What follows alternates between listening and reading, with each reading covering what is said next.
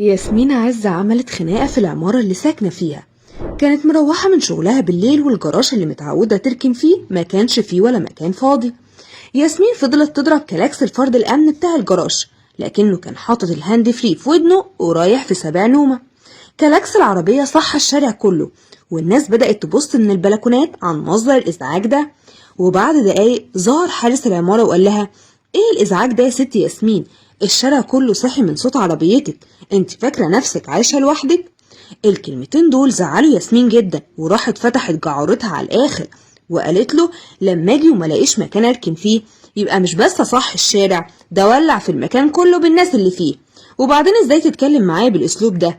وحياة بابا لوريك هعمل فيك ايه يا راجل يا شايب يا عايب انت.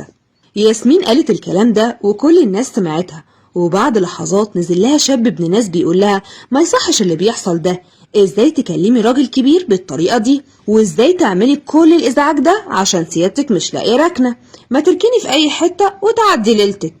ياسمين قالت: لا بقى، ده انتوا متفقين عليا، هي رضوى مقبضاكوا ولا ايه؟ الشاب ضحك وقال لها: شكلك عندك حالة نفسية ومش مستوعبة الشهرة وانك كل يوم ترند والناس بتتكلم عنك، ده اكيد سبب لك عدم توازن. عموما انت لازم تتأسفي للراجل اللي غلطتي فيه قدام الناس كلها، ويا ست اعتبريه فرعون من الفراعنة اللي بتوصي الستات عليهم. ياسمين ضحكت بسخرية وقالت له: فرعون؟ مفيش فرعون بيلبس جلابية يا حبيبي، ده مش من فصيلة الفراعنة. الشاب استغرب وقال لها: فصيلة؟ انت فاكرانا قرود ولا ايه؟ انت شكلك ناوية على مشاكل وليلتك مش هتعدي على خير. ياسمين عزت اتعصبت وقالت له: لو كترت معايا هبيتك في الحجز واقول انك بتهجم عليا ومنعني اطلع بيتي. والموضوع فضل مكمل والمشكلة عمالة تكبر، وياسمين واقفة قصاد الشاب وش لوش لحد ما فقدت الامل انها تخلص منه. راحت بقى اتصلت بحد معرفة عشان تعمل محضر فيه، راح الحد ده اداها رقم رئيس المباحث في الاسم اللي هي تبعه.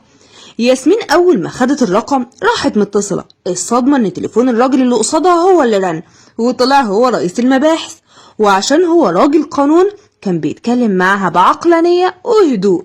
ياسمين كانت في موقف محرج جدا، وحست ان فعلا يومها مش هيعدي على خير، وخصوصا انها في نص كلامها غلطت فيه. بدأت تتأسف له، لكن رئيس المباحث قال لها بالحرف: بتتأسفي لي عشان عرفتي هويتي مع انك من كام دقيقة كنت عايزة تبيتيني في الحجز؟ عموما انا مش عايز اسف ليا، انا عايزك زي ما اتكلمتي مع الراجل اللي ادى ابوكي ده بطريقة وحشة قدام الناس كلها برضه تعتذري له قدام الناس كلها ويترد له اعتباره، لان ده اهم مني ومنك، احنا بننام في بيوتنا وهو تحت بياخد باله ويقفل علينا الباب كلنا. وفعلا ده اللي حصل، والظابط خرج عربيته من الجراج وقال لها تيجي هي تركن مكانه.